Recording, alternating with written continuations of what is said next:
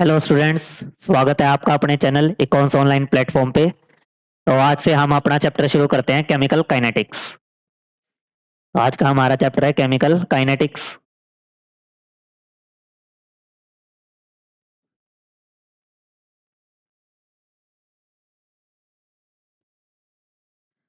और chemical kinetics की बात करें, केमिस्ट्री में जब भी हम किसी रिएक्शन की बात करते हैं, मान लो कोई रिएक्शन है आर गिव्स पी।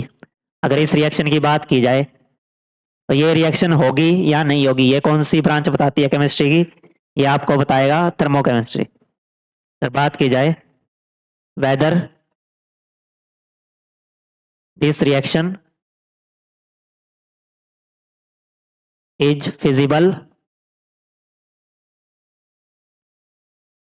और नॉट, ये कौन बताता है? थर्मोडाइनमिक्स। इनके लिए क्या होना चाहिए? Delta G negative by thermodynamics.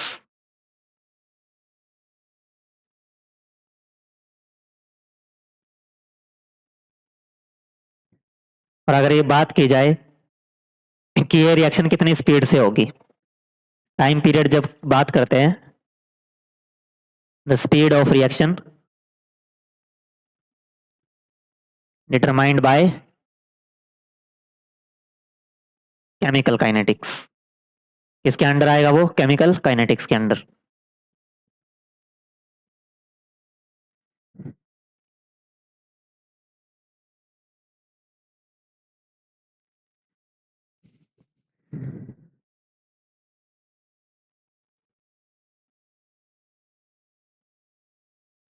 वो आ गया अपना केमिकल काइनेटिक्स के अंदर।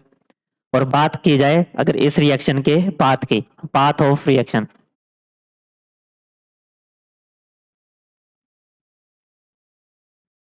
पाथ ऑफ रिएक्शन से मतलब है कि ये रिएक्शन जो है फॉरवर्ड जाएगी या बैकवर्ड जाएगी या फिर इक्विलिब्रियम में रहेगी।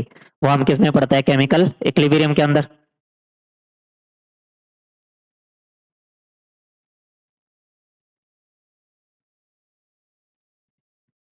तो केमिकल काइनेटिक्स के अंदर हमें क्या पढ़ना है कि स्पीड ऑफ रिएक्शन क्या रहेगी। स्पीड ऑफ रिएक्शन का मतलब अगर काइनेटिक्स के टर्म में बोला जाए तो रेट के बारे में हमें पढ़ना है। तो शुरू करते हैं हम अपना chapter chemical kinetics.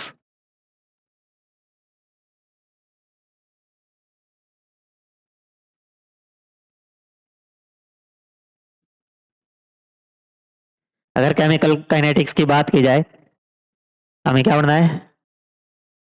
Rate of reaction के बारे में डिस्कस करना है और factors affecting rate of reaction.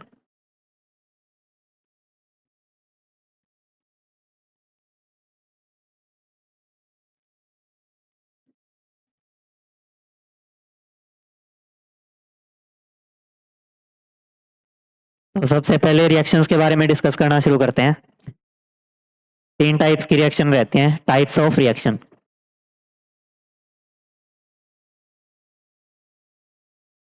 Types of reaction में बात की जाए, सबसे पहले कौन सी आएंगी? Very fast. अगर वेरी फास्ट की बात की जाए तो वेरी फास्ट में कौन से एग्जांपल आए जाएंगे? जैसे कि आयनिक रिएक्शंस।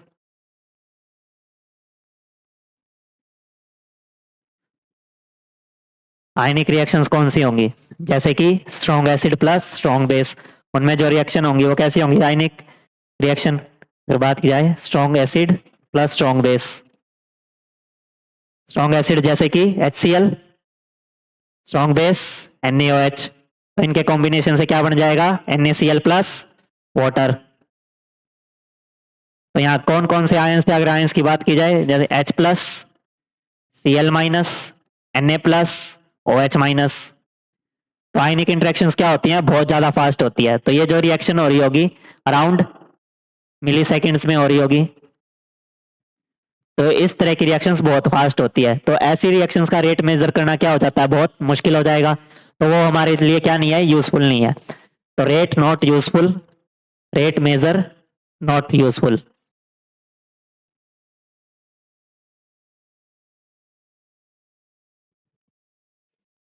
अगली रिएक्शन की बात करें, किस टाइप की रिएक्शंस होती हैं? Very slow reaction. अगर बात की जाए वेरी स्लो, अगर वेरी स्लो के रिएक्शंस के टाइप की बात करते हैं तो वेरी स्लो में किस तरह की रिएक्शंस आएंगी जिन्हें कंप्लीट होने में क्या लगता है, बहुत ज्यादा टाइम लगता है, long time taken by reaction to complete.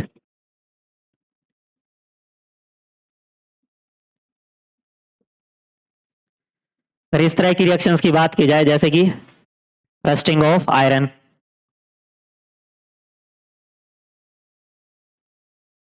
ये रिएक्शंस क्या होती हैं, बहुत स्लो, और कोई रिएक्शन बहुत स्लो हो रही होगी तो उसका रेट मेजर करना क्या हो जाएगा, डिफिकल्ट। तो इस तरह की रिएक्शंस का रेट भी क्या नहीं है, ये नॉट यूजफुल। तो इन वाली रिएक्शंस के रेट को भी हम क्या नहीं करते, डिस्कस नहीं करते। थर्ड कैटेगरी होती है वेरी मॉडरेट, थर्ड कैटेगरी है मॉडरेट रिएक्शन। अगर मॉडरेट रिएक्शंस के टाइप की बात की जाए जैसे कि जो रिएक्शंस क्या हो, मॉडरेट लेवल पे हो, जैसे H2 plus Cl2 gives 2HCl, ये कैसी रिएक्शन है, मॉडरेट रिएक्शन। या फिर कोवलेंट इंटरेक्शन वाली, ये भी क्या है, कोवलेंट बॉन्ड होते हैं इनके बीच में। कोवलेंट इंटरेक्शंस की बात की जाए जैसे nitrogen plus hydrogen gives ammonia, तो इनके बीच में कोवलेंट बॉन्ड होने की वजह से क्या होगा कि नाइट्रोजन के बीच में क्या होता है, ट्रिपल बॉन्ड। अगर वो ट्रिपल बॉन्ड है तो उसकी बॉन्ड स्ट्रेंथ क्या है, ज्यादा है। अगर बॉन्ड स्ट्रेंथ ज्यादा है तो उस बॉन्ड को तोड़ना क्या होगा, मुश्किल होगा। अगर बॉन्ड तोड़ना मुश्किल है तो उसमें बॉन्ड एनर्जी ज्यादा लगेगी, तो उसमें क्या लग रहा है, टाइम ज्यादा लग रहा है। इस रिएक्शन के कंप्लीशन में टाइम क्या है, ठीक ठाक लग रहा है। ये मॉडरेट टाइप की रिएक्शन है, तो इनका रेट क्या होता है, useful, rate measurable useful.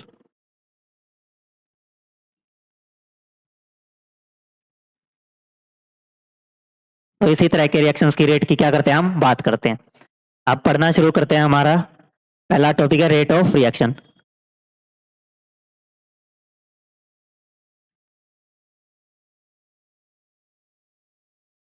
Rate of reaction की बात की जाए तो रेट ऑफ रिएक्शन क्या हो जाएगा, किस रेट क्या होता है, किसी भी चीज का change with respect to time.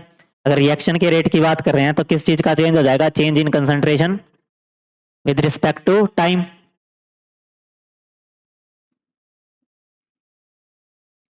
अगर कोई पर्टिकुलर रिएक्शन है, मैं मान लेता हूं कि कोई रिएक्शन है A plus B gives P, तो A और B हमारे क्या हो गए, रिएक्टेंट, P हमारा क्या हो गया, प्रोडक्ट।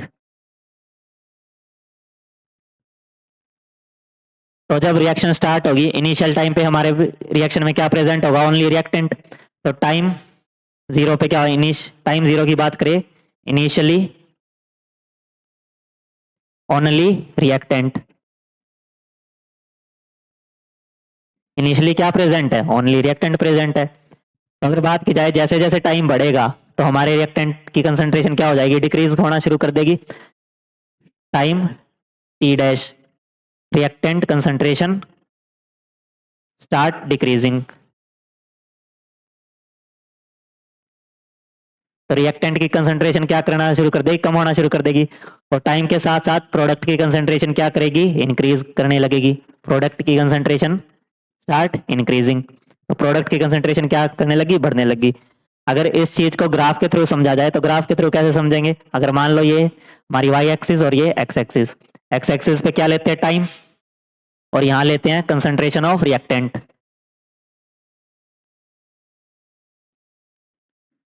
तो टाइम के साथ साथ रिएक्टेंट की कंसंट्रेशन क्या करेगी, डिक्रीज करेगी।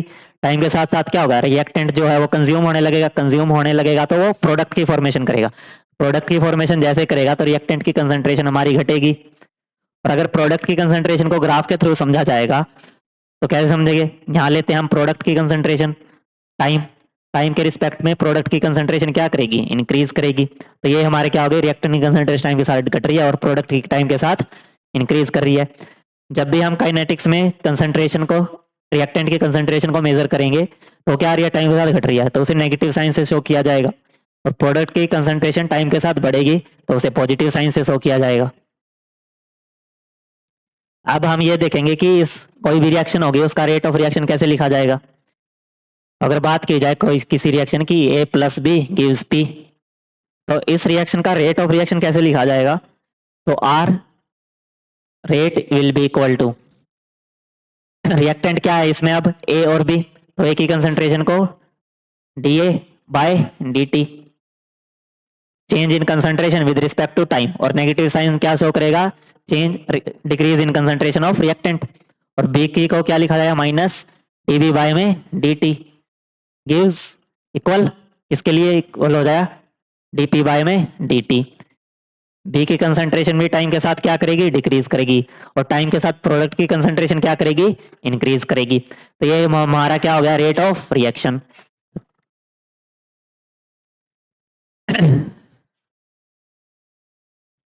अगर कोई रिएक्शन है X A plus Y B gives P, तो इस रिएक्शन का रेट ऑफ रिएक्शन कैसे लिखा जाएगा, तो इस और जेड पी, तो रेट क्या हो जाएगा, रेट हो जाएगा minus one by X change in concentration of A, वो क्या करेगी, डिक्रीज, तो नेगेटिव साइन, और जो हमारा स्टोइचियोमेट्रिक कोफिशिएंट यहाँ दिया होता है वो कहाँ जाता है, नीचे डिवाइड में, तो वन बाय एक्स।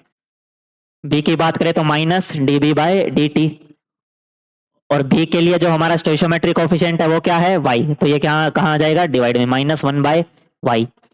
और इस तरफ बात की जाए प्रोडक्ट की कंसंट्रेशन क्या करेगी, increase, plus d P by d t, ये हो जाएगा वन बाय जेड, यहाँ जाएगा वन बाय जेड। तो जो भी स्टोइकोमेट्रिक कोफिशिएंट होते हैं वो कहाँ आ जाते हैं, डिवाइड में, ये हमारा क्या हो गया, रेट ऑफ रिएक्शन।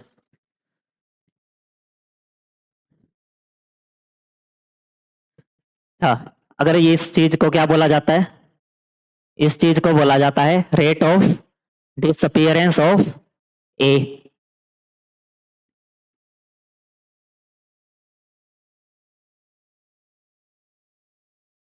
टाइम के साथ साथ रिएक्शन के अंदर रिएक्टेंट ए क्या होने लगेगा, डिसअपियर होने लगेगा। डिसअपियर का मतलब है कि गायब, गायब होना। अगर डिसअपियर होने हाथ लगेगी तो उसकी कंसंट्रेशन क्या कर रही है, डिक्रीज कर रही है, तो हमने इसका लिख दिया रेट ऑफ डिसअपियरेंस ऑफ ए। वैसे ही बी वाली चीज को हम क्या लिख सकते हैं, rate of disappearance of B.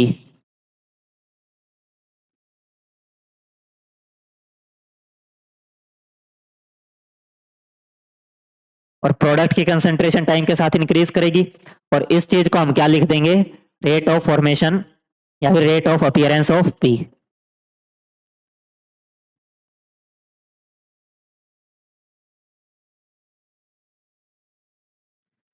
अब हम एक दो एग्जांपल के थ्रू रेट ऑफ रिएक्शन को लिखना सीखते हैं।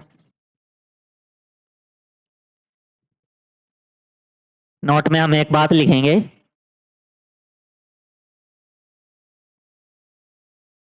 नोट में क्या लिखेंगे, rate of disappearance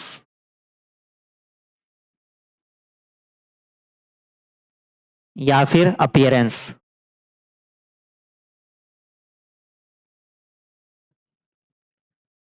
we not include stoichiometric coefficient.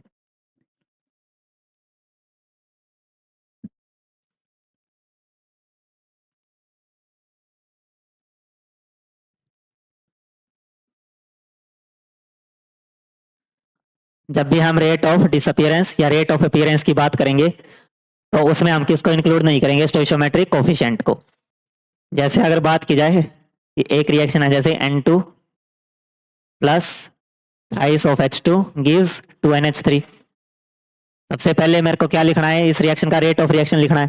तो रेट ऑफ रिएक्शन क्या लिखा जाएगा, अगर बात की जाए रेट ऑफ रिएक्शन लिखा जाएगा minus d of N2 divide by में dt, change in concentration of nitrogen with respect to time, equal किसके होगा, जो स्टोइकियोमेट्रिक कोफिशिएंट होता है वो कहाँ जाता है, डिवाइड में, कब, जब हम किसकी बात करते हैं, रेट ऑफ रिएक्शन की।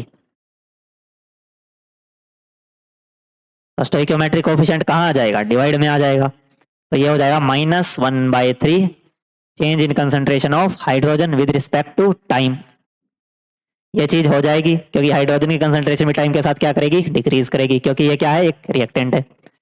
और बात की जाए अमोनिया की, अमोनिया की कंसंट्रेशन टाइम के साथ क्या करेगी, इंक्रीज करेगी। तो ये हो जाएगा plus one by stoichiometric coefficient कहाँ आ जाता है, डिवाइड में, one by two D by D T of NH3।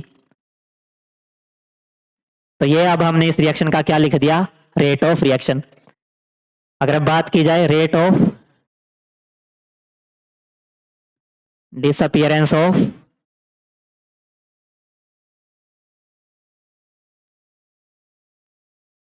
Hydrogen, तो वो क्या होगा? अब रेट ऑफ डिसअपियरेंस जब हम लिखेंगे तो उसमें क्या इन्वॉल्व नहीं करेंगे, स्टोइकोमेट्रिक कोफिशिएंट, तो ओनली क्या हो जाएगा, minus D by D T of hydrogen, क्योंकि हाइड्रोजन की कंसेंट्रेशन टाइम के साथ क्या करेगी, डिक्रीज करेगी। Rate of appearance of ammonia क्या हो जाएगा, रेट ऑफ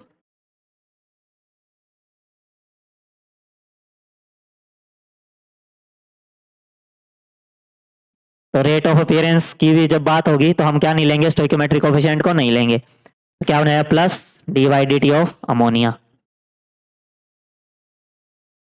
ये हमारा क्या हो जाएगा, रेट ऑफ रिएक्शन। तो इस तरह से हम भी किसी भी रिएक्शन का क्या लिख सकते हैं, रेट ऑफ रिएक्शन लिख सकते हैं, और रेट ऑफ डिसअपियरेंस और अपीयरेंस को इस तरह से लिखा जाएगा। आगे बात करते हैं, रेट ऑफ रिएक्शन होता है वो हमारा दो तरह का होता है, रेट ऑफ रिएक्शन इसे हम दो तरीके से रिप्रेजेंट करते हैं, पहला एवरेज, एवरेज रेट, और दूसरा इंस्टेंटेनियस रेट। तो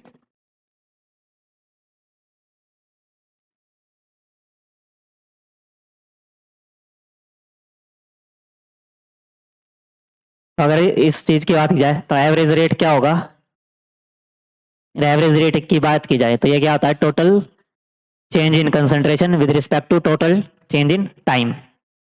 अगर रेट की बात की जाए तो ये हो जाएगा माइनस डेल सी बाय में डेल टी, डेल सी क्या है, C final minus C initial divide by में T final minus T initial. तो change in concentration with respect to change in time, वही क्या है, एवरेज रेट। एवरेज रेट की जब भी बात करते हैं तो कब यूज होता है, व्हेन एवरेज रेट फॉर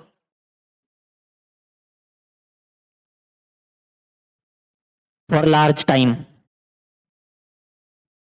तो हम इसे किससे रिप्रेजेंट कर देते हैं, डेल्टा से। जब भी लार्ज टाइम की बात की जाएगी या फिर लार्ज चेंज की बात की जाएगी तो वहां हम कौन सी चीज यूज करेंगे, ये वाला साइन यूज करेंगे। तो एवरेज रेट ये हुआ। अगर ग्राफिकल रिप्रेजेंटेशन से समझा जाए तो ग्राफिकल रिप्रेजेंटेशन क्या हो जाएगी, इसकी ग्राफिकल रिप्रेजेंटेशन ये हो जाएगी, टाइम के साथ रिएक्टेंट की कंसंट्रेशन घटेगी, इसे कैसे रिप्रेजेंट कर देते हैं, ऐसे। तो ये क्या हो जाएगा, और ये सी इनिशियल है और ये सी फाइनल है, तो ये टी इनिशियल और T final, T final minus T initial, C final minus C initial, ये क्या हो गया कंसंट्रेशन, और ये क्या हो गया टाइम। तो इस तरीके से हम क्या निकाल लेते हैं, रेट ऑफ रिएक्शन। तो इसका क्या हो जाएगा, सी फाइनल माइनस सी इनिशियल और T final minus T initial, यहाँ से आ जाएगा हमारा रेट आ जाएगा।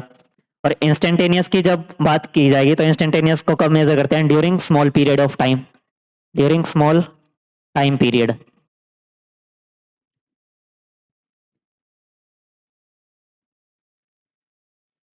तो इसको कैसे लिखते हैं, R minus d C by में डी टी, ये क्या हो जाएगा, ड्यूरिंग स्मॉल टाइम पीरियड।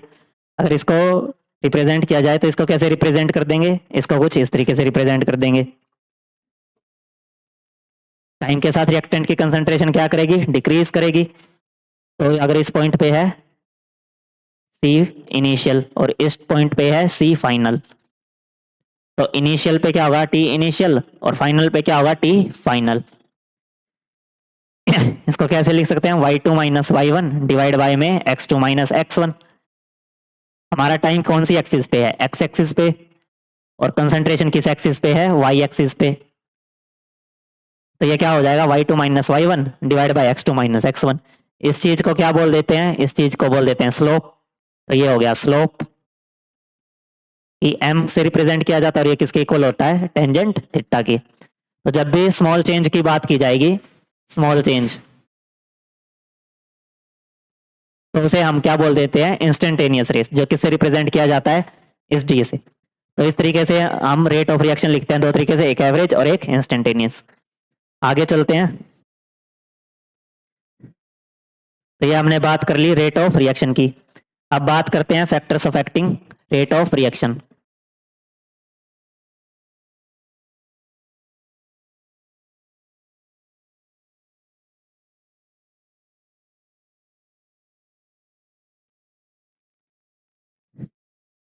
सबसे पहले बात करते हैं कंसंट्रेशन ऑफ रिएक्टेंट। कंसंट्रेशन की बात करते हैं जनरली, तो जब भी कंसंट्रेशन की बात करते हैं, रेट ऑफ रिएक्शन, रिएक्टेंट की कंसंट्रेशन लो या फिर प्रोडक्ट की कंसंट्रेशन लो। रिएक्टेंट या प्रोडक्ट की कंसंट्रेशन के साथ रेट ऑफ रिएक्शन घट भी सकता है और बढ़ भी सकता है, इंक्रीज भी कर सकता है और डिक्रीज भी कर सकता है। और डिपेंड किस पे करता है, ऑर्डर ऑफ रिएक्शन को, जिसको हम अपनी आने वाली क्लासों में पढ़ेंगे ऑर्डर ऑफ रिएक्शन के बारे में। तो अगर रेट ऑफ रिएक्शन की बात की जाए, रेट ऑफ रिएक्शन में और may not be depend on concentration.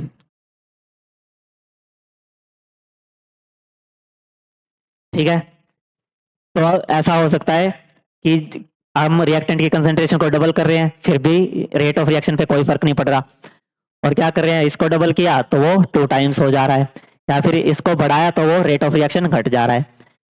तो डिफरेंट डिफरेंट केसेस में डिफरेंट डिफरेंट होगा। अगर बात की जाए कंसंट्रेशन ऑफ प्रोडक्ट, तो कभी कभार रेट ऑफ रिएक्शन प्रोडक्ट की कंसंट्रेशन पे भी डिपेंड कर सकता है। रेट ऑफ रिएक्शन में भी depend on concentration of product.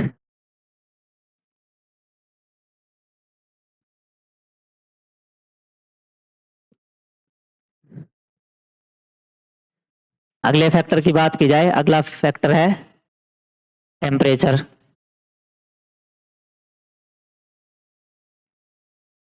तो जनरली क्या होता है, किसी भी रिएक्शन का टेम्परेचर बढ़ाने से उसका रेट ऑफ रिएक्शन क्या कर जाता है, इंक्रीज कर जाता है। On increasing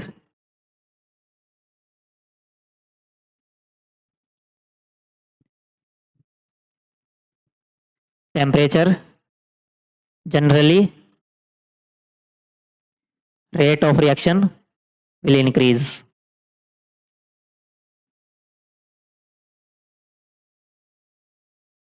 rate of reaction क्या कर जाएगा, इंक्रीज कर जाएगा। क्या करने पे, टेम्परेचर इंक्रीज करने पे जनरली। इसके अंदर डिस्कस करते हैं हम, डिस्कस इन अर्हेनियस इक्वेशन, जो हम इसी चैप्टर के लास्ट में क्या पढ़ेंगे, अर्हेनियस इक्वेशन। तो उसमें हम डिटेल में पढ़ेंगे कि टेम्परेचर का इफेक्ट रेट ऑफ रिएक्शन पे क्या पड़ता है। Discussed in Arrhenius equation.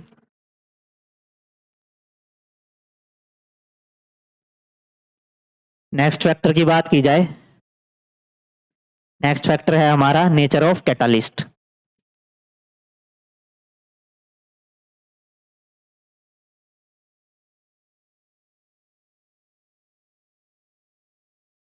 और कैटलिस्ट के नेचर की बात की जाए, तो कैटलिस्ट हम जनरली किसकी बात करते हैं, कैटलिस्ट भी दो तरह के होते हैं। एक कैटलिस्ट वो जो रिएक्शन के रेट को घटा सकते हैं, दूसरे वो जो रिएक्शन के रेट को बढ़ाते हैं। तो जनरली हम बात करते हैं कि जो रिएक्शन के रेट को बढ़ाते हैं, generally catalyst speed up the rate of reaction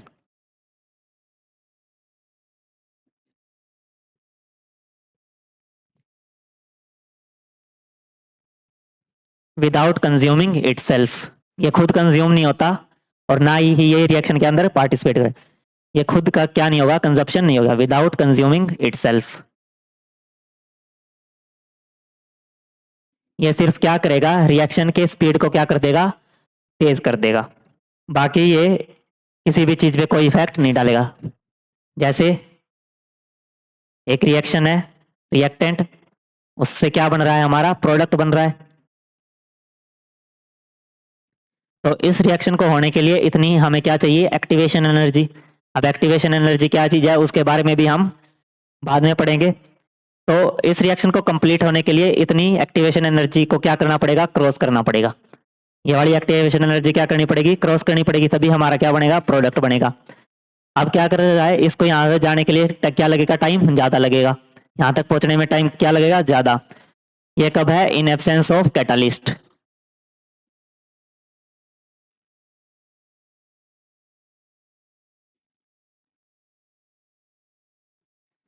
और अगर बात की जाए, इस एक्टिवेशन एनर्जी को कैटलिस्ट की प्रेजेंस में क्या कर दिया जाएगा, डिक्रीज कर दिया जाएगा। अभी ये एक्टिवेशन एनर्जी हो गई इतनी, तो ये आ गया यहाँ पे। तो ये कब है, इन प्रेजेंस ऑफ कैटालिस्ट।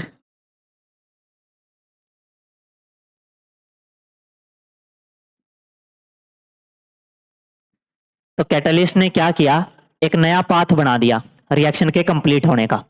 जैसे ये एक बड़ा पहाड़ था, आपको इस पे चढ़ना था, तो अगर आप इस पे चढ़ाई करते तो आपको क्या लगता, टाइम ज्यादा लगता। आपने क्या किया, एक नया रास्ता बनाया, और नया रास्ता बनाया, अब इसमें टाइम क्या लग रहा है, कम लग रहा है। तो कैटालिस्ट भी वही काम करता है, किसी भी रिएक्शन में एक नया पाथ प्रोवाइड कर देता है, जिसकी वजह से रिएक्शन क्या हो जाती है, स्पीड अप हो जाती है, उसका रेट ऑफ रिएक्शन क्या हो जाता है, इंक्रीज हो जाता है, स्पीड अप रिएक्शन।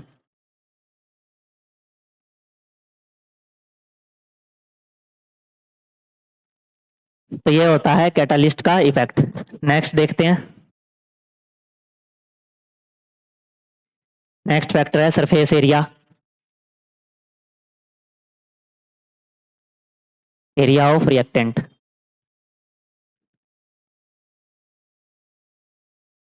अगर सरफेस एरिया की बात की जाए, तो रिएक्टेंट का सरफेस एरिया की जब भी बात करेंगे, अगर किसी का सरफेस एरिया ज्यादा है तो रेट ऑफ रिएक्शन क्या होगा, ज्यादा होगा। जैसे कि सरफेस केमिस्ट्री की में जब हम बात करते हैं, सरफेस केमिस्ट्री अभी तो आपके सिलेबस से हट गया, बट अगर रिएक्टेंट के सरफेस की बात की जाए, तो ये सरफेस जितना ज्यादा बड़ा होगा, उतने ज्यादा मॉलिक्यूल आकर इस पे बैठ सकेंगे, और रिएक्शन उतनी ज्यादा क्या होगी, फेवरेबल होगी। तो इसलिए more will be the surface area.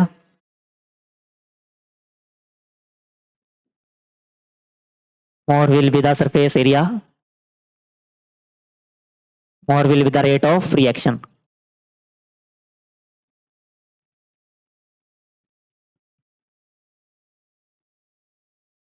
Rate of reaction क्या हो जाएगा, इंक्रीज हो जाएगा। पर जब बात की जाती है, अगर मिल्क है, ये मिल्क है, मिल्क के अंदर हम दो तरह की शुगर डाल रहे हैं, एक होगी ऐसी क्यूबिकल,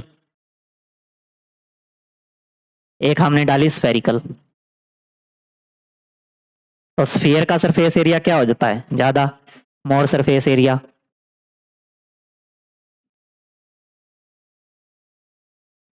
इसका क्या होता है, लेस सरफेस एरिया।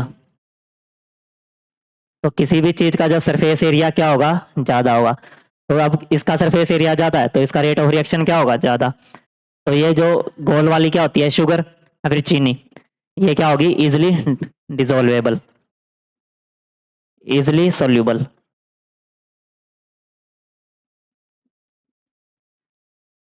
क्यों, इजिली सोल्यूबल क्यों है, क्योंकि इसका सरफेस एरिया क्या था, ज्यादा। तो इस तरह से सरफेस एरिया ऑफ रिएक्टेंट क्या करता है, रेट ऑफ रिएक्शन को इफेक्ट करेगा। नेक्स्ट। नेक्स्ट फैक्टर है हमारा इंटेंसिटी ऑफ लाइट।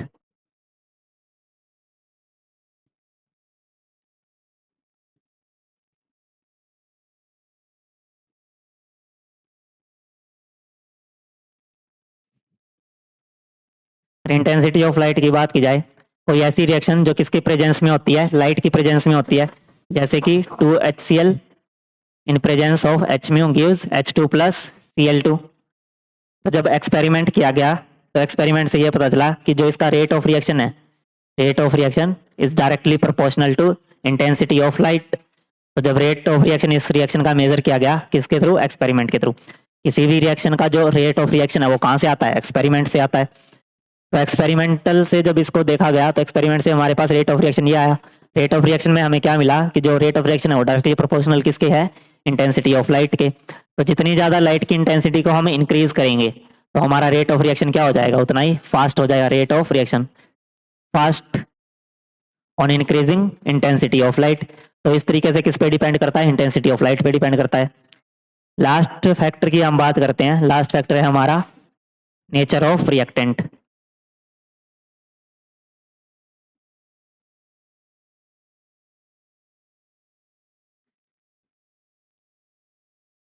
अगर नेचर ऑफ रिएक्टेंट की बात की जाए, अब रिएक्टेंट का नेचर दो तरह का हो सकता है, या तो वो नेचर में क्या हो, आयनिक हो, या फिर वो नेचर में कैसा हो, कोवलेंट। जब आयनिक और कोवलेंट होगा, एक तरफ कैसा हो नेचर में, आयनिक, और दूसरा नेचर में वो कैसा हो, कोवलेंट। अगर आयनिक नेचर की बात की जाए, आयनिक नेचर कब होगा, जब उनके बीच में क्या होगी, आयनिक इंटरेक्शन या फिर आयनिक बॉन्डिंग। जैसे NaCl का क्रिस्टल। अगर इस रिएक्शन की बात की जाए, जैसे हमने पीछे बात की थी, HCl plus NaOH gives NaCl। अब इस रिएक्शन में रिएक्टेंट कौन कौन है, एक एसिड है और एक बेस है, और दोनों क्या है, स्ट्रॉन्ग। स्ट्रॉन्ग भी है और इनके बीच में इंटरेक्शन कैसी है, आयनिक इंटरेक्शन। तो आयनिक इंटरेक्शन क्या होती है, बहुत ही ज्यादा तेज होती है। तो ऐसी रिएक्शंस का रेट क्या होता है, वेरी फास्ट।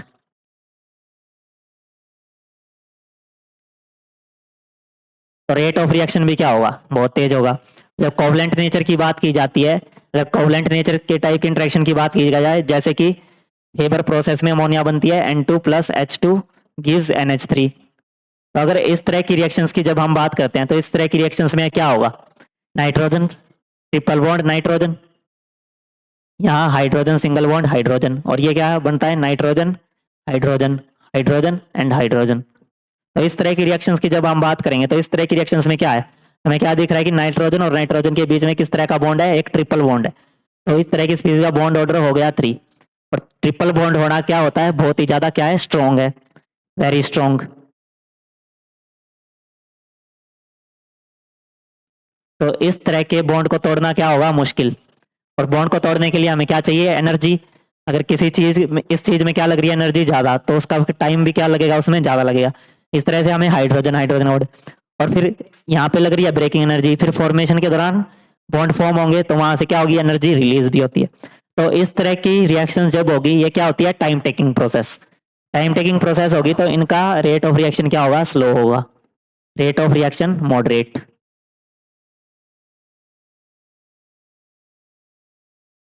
तो इस तरह से किसी भी रिएक्टेंट का नेचर किसी भी रिएक्शन के रेट ऑफ रिएक्शन को डिसाइड कर सकता है। अगर वो आयनिक है तो बहुत ज्यादा फास्ट है, कोवलेंट है तो वो मॉडरेट टाइप की रिएक्शन होती है। और कुछ रिएक्शन का तो रेट क्या रहता है, बहुत ही स्लो रहता है, क्योंकि उनके अंदर बॉन्ड क्या हो जाएंगे, बहुत ज्यादा स्ट्रांग हो जाएंगे। जैसा कि डायमंड और ग्रेफाइट की बात की जाए, अगर इन दोनों के इंटर कन्वर्जन की बात की जाए, तो डायमंड और ग्रेफाइट के इंटर कन्वर्जन की जब बात की जाएगी तो इनमें क्या लग जाते हैं, बहुत सालों लग जाते हैं, कई वर्ष लग जाते हैं। तो इनके इंटर कन्वर्जन में इतना ज्यादा टाइम लगता है कि इनका रेट ऑफ रिएक्शन क्या हो जाएगा, वेरी स्लो हो जाएगा। तो ये हमने factors of affecting rate of reaction के बारे में डिस्कस किया। आज के लिए इतना ही, आगे की चीजें हम नेक्स्ट क्लास में पढ़ेंगे। Thank you.